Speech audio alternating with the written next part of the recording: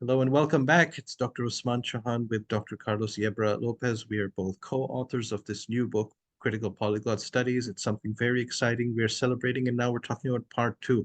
So put on your trench coat, like Morpheus or Neo or Trinity, whatever you identify with, because we're going to draw this parallel with the Matrix. Carlos, we are talking about a certain sphere that is put before our eyes to conceal us from the truth, something like what Morpheus said regarding the polyglot industry.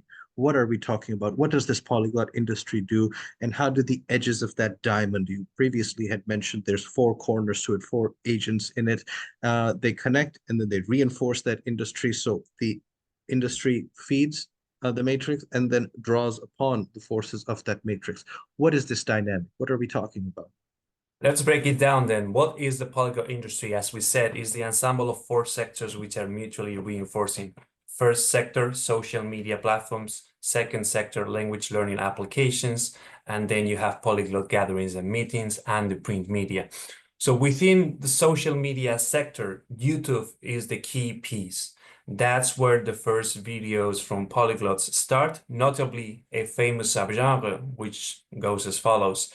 A person performs the same message in different languages, therefore showing their ability to speak those fluently, thus qualifying as a polyglot and showcasing that to the world, either to demonstrate their ability and or to inspire others to do the same. That's the seminal moment of the polyglot community slash industry.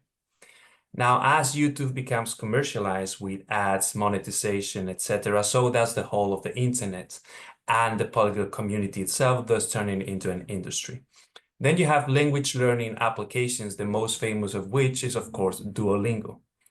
Duolingo is very much representative and emblematic of how other language learning applications work, whether those are Busuu or Memrise, Babbel, etc. And they all kind of have a similar format. They focus on 10 quote unquote major or modern languages, and they are premised on gamification, on turning language learning into a game where you accumulate XPs and rewards, and you can compete with other users.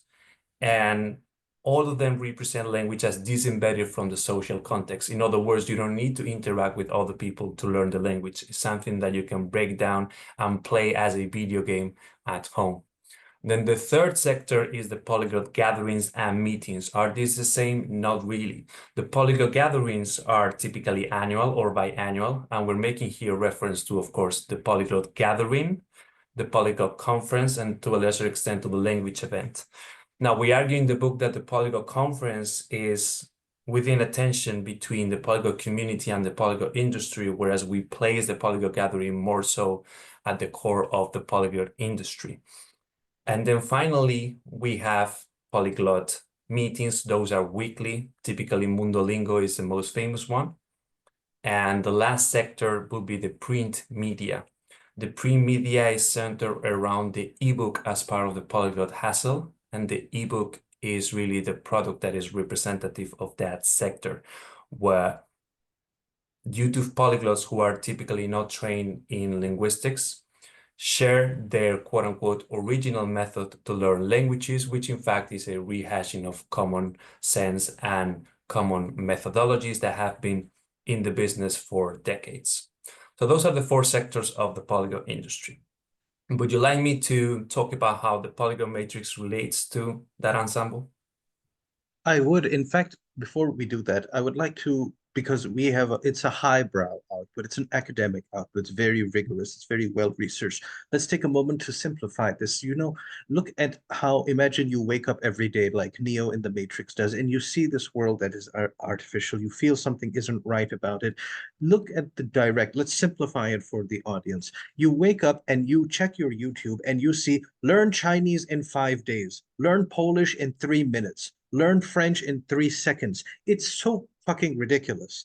That's the first part of what you experience. Then you're invited to these gatherings where you have very mixed results. You have some fantastic people, you also have some other people, and you have this sort of feeling that I don't know really what I'm getting out of this or what I'm doing. Like something isn't right. Where is the agenda being driven? Who is managing this? What is happening here? It may be good for some, it may be great for others, but there isn't something quite fitting in the mind. There's a, like Morpheus said, a splinter in the mind, right? And that's the splinter that ekes out at you. Then you check out, let's open the New York Times, and they have this Sisyphean description of one heroic polyglot who mastered 510 million languages, and he's a heroic figure. Who the hell is this guy, and why is he being glorified in this manner? What is the narrative that is being presented to me? And you could go on, but within those four corners you have identified, and you say, is this what polyglossia is? Like, why is this being presented to me? Anybody who has come out of this with a unobscured mind will say, I'm not sure that this is how the world is supposed to be, and I'm not sure that my relationship with languages is supposed to be like this. That's why we draw the analogy with the matrix. So when you now talk about the polyglot matrix and its myths, what are those things? Before that, why did you connect this, or why did we connect this with the idea of the matrix? What is the analogy there? Yes, the idea of the matrix, as you know, is a very potent metaphor and allegory for a number of phenomena. And it has become particularly salient in the domain of intersexual dynamics, as in the red pill community, etc. And that's not the way in which we intend the analogy. We draw rather upon a humanist tradition, which is Plato's allegory of the cave in Book 7 of the Republic. That's where we take it from, right? And we also take some aspects from the film. So from the combination of both aspects, we bring the matrix as an illuminating metaphor in the book. And there are a number of things that are illuminated. The first one is that we live in a simulated reality. We don't see languages for what they are. We don't see polyglots or polyglossia for what they are. We see representations of them, which are in the best interest of the industry. And those discursive representations which influence the industry and reinforce it are the polyglot matrix. And so the second aspect, which is crucial and illuminated by the matrix analogy, as in the film, is that the whole polyglot industry is only sustained with our attention, time, and energy, and money, of course. Attention, time, energy, and money. Remove those, and the batteries of the matrix become empty, and the whole thing collapses. Contained within this metaphor is the idea that it is really in our hands to become first educated as to the contours of the polyglot matrix and industry, and then to decide how much, if any, of this attention, time, money, energy we want to put into the matrix. And finally, the coup de grace is the fact that once you awake, once you realize how it works upon reading our chapter, then what follows is not some euphoric freedom, as in Plato's allegory of the cave. You get out of the cave and you see the sun, and that's all wonderful. No. The waking up is unsettling, is uncomfortable. That's why we said at the beginning in the first video, this book is meant to challenge your ego investments. You realize, well, I'm actually not a polyglot, as in an objective truth about myself. I don't even know what a language is, as a matter of fact. There are no native speakers. There are no absence of accents. What is this, right? And we establish in chapter 4, 10 ideas that vehiculate this polyglot matrix. What are those 10 ideas? We present them, we expose them, dismantle them, and offer alternatives. These ideas are, number one, native speakerism, the idea that there are native speakers and speakers who are not native. And the subsequent idea that those who are native are necessarily superior to those who are not native. We said this is all wrong. First, there are no native speakers. This is just an idealization, an abstraction. Nobody is born speaking any language whatsoever. And it has pernicious ideological connotations, including neo-racist overtones.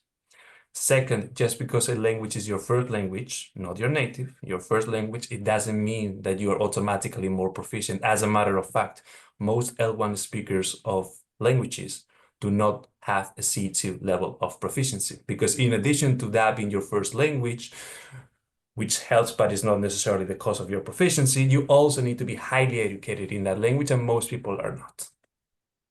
That's the first myth. The second one is that only some speakers have an accent, and supposedly others don't.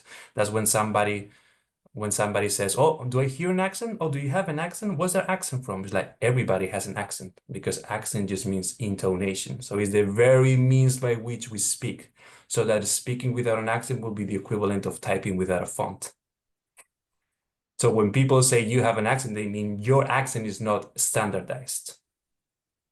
So the solution is not to make it standardized. The solution is to remove the prejudice about why an accent which is not standardized is equivalent to an accent at all. Then we have the idea of languages being foreign and other languages not being foreign. And that is very divisive, because it creates an artificial binary between foreign on the one hand and national on the other, therefore othering some speakers. In addition to that, we have the idea that languages are countable, from which code switching derives. And languages are not countable because they're not objective ensembles. You cannot say this is where language starts as a set of lexical structural aspects, and this is where it ends, because languages are always already named after the fact, as premised on socio-political reasons. Are Serbian and Slovenian different? Well, it depends on when you ask that question, to whom you ask. Are Catalan and Valencian different? It depends where you ask and to whom you ask. Why? Because ultimately it is a political decision. Yes, based on linguistic arguments, but the decision itself is political. So you cannot just presuppose that languages can be reduced to units and those units can be collected like Pokemons, right? Therefore, it follows that you cannot just switch between codes, because those codes have not been clearly defined to begin with in linguistic terms. So we talk about alternative paradigms such as languaging and translanguaging. Then we have neo-Worfianism, the idea that each language contains a different worldview, a different cognitive universe, so that when you learn Chinese, all of a sudden you understand the world in a radically different fashion. That sounds good. The only problem is it's not true. The only problem is that this is not backed up by significant evidence. Yes, learning languages gives you a different perspective, but it gives you a different perspective of the same reality, of the same world. It does not give you access to a different world. Then we have the myth that we think or dream in different languages, which is related to this neo-Worfian assumption. And the idea is that once you have mastered the language you're learning to a sufficient degree, then you'll begin thinking in that language naturally. You'll begin even dreaming in that language. And that doesn't happen. It only feels as though we're thinking in a language or dreaming in a language. But the fact that it feels as though we're doing that doesn't mean that that's actually what is happening. As Steven Pinker argues, we think in a language of thought or mentalese, and then we label our thoughts in languages, in English, in Spanish, in Korean. And the language in which we first label those thoughts feels as though it is the vehicle of our thinking, hence the cognitive illusion that we think and or dream in languages. Then there is flagism, which is the assumption that there's a one-to-one correspondence between flags and languages. For instance, the Spanish flag represents Spanish, right? The German flag represents German. False. We know that within Spain we have many languages, one of which is Castilian, but there's also Galician, there's also Basque, Catalan, Valencian, and there are even diasporic non-territorial languages like Yiddish or Ladino, right? What is the flag that corresponds to those? Flags are also used for institutions like the EU. What is the language that corresponds univocally to the EU? Flags also have political implications. Do you really want to use a Kosovar flag in Serbia or a Taiwan flag in mainland China? Therefore, not only there is not a 100% empirical correlation between flags and languages, but it is also ideologically pernicious to assume that correlation. Then we have the idea that multilinguals are somehow exceptional. You know, the normal and the default option is to be a monolingual. And if you know more than one language, wow, you really know more than one language, you must be very smart. What we don't realize is that most people speak more than one of what we conceptualize as languages. And we discriminate on the basis of class and race all the time. When somebody speaks two or more languages and belongs to the royal family, we say, wow, they're so smart. When they're poor, they're from Africa, we say, oh, those people speak dialects or patois. This is the same linguistic phenomenon being conceptualized in different degrees of prestige based on political biases. Multilingualism is not the exception. It was always already the rule. It only looks as though monolingualism is the rule because we have internalized the prejudice that one nation should be equivalent to one state, which should be equivalent to one language. And finally, the idea that polyglots are necessarily more tolerant. If I speak 5 languages, therefore I must be more open-minded than somebody who only speaks one, and therefore more tolerant. Yes, there is a positive correlation between speaking several languages and having more cognitive and cultural tolerance. But correlation is not causation. There were a lot of members of the National Socialist Party in Germany who spoke several languages that did not make them any more tolerant. There's this trend called reactionary multilingualism, which is the use of languages for reactionary purposes, i.e. the opposite of tolerance. So the fact that you speak several languages does not automatically make you more tolerant. Those are the assumptions of the polyglot matrix.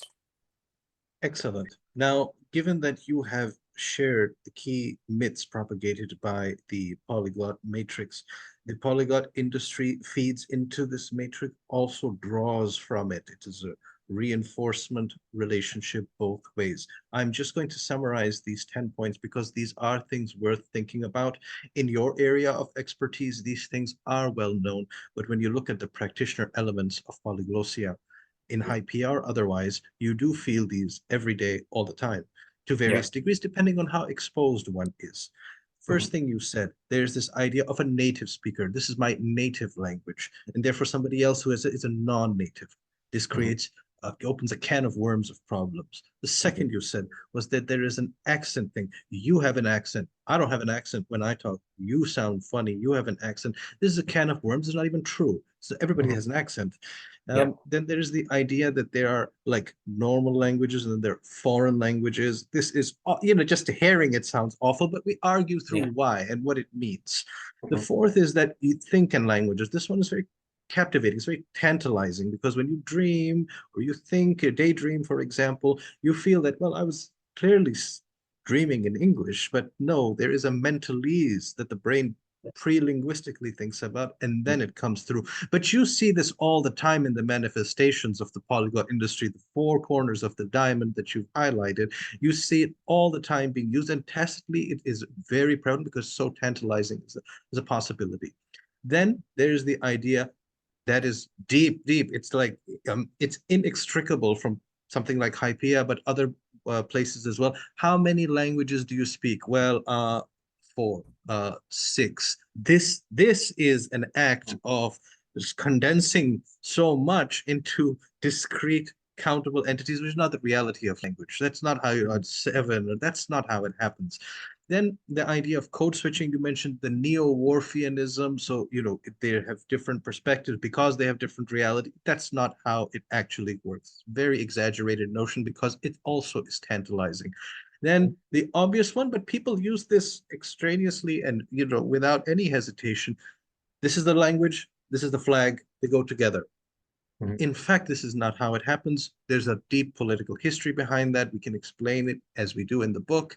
And finally, there's 2 points. Polyglots must be more tolerant because they know more languages. That's not quite the case because you can speak a lot of languages and be very intolerant, and vice versa. And even we argue that it makes you more intolerant towards people who only speak one language. Yes, it also makes you intolerant towards monolinguals as well. And the last point is that there's multilingual exceptionalism, that, wow, you went ahead and learned 5 languages because that's not normal. That's exceptional. Actually, in the world, speaking multiple languages is the norm. And if you speak one language, that is actually the exception. That's because of the nation state, one nation, one state, one language kind of stuff. These all fall within a matrix. And these are things that if you engage with polyglossia without an awareness, a criticality, you will think that these are truths. They're self-evident truths, but they're not. That's why when we go from chapters 2 to 3 to 4, this is what we are unraveling. Now, in the next part of our interview, we will be discussing how critical polyglot studies deals with this. What is this new subdiscipline to which we have given life? Thank Absolutely. you.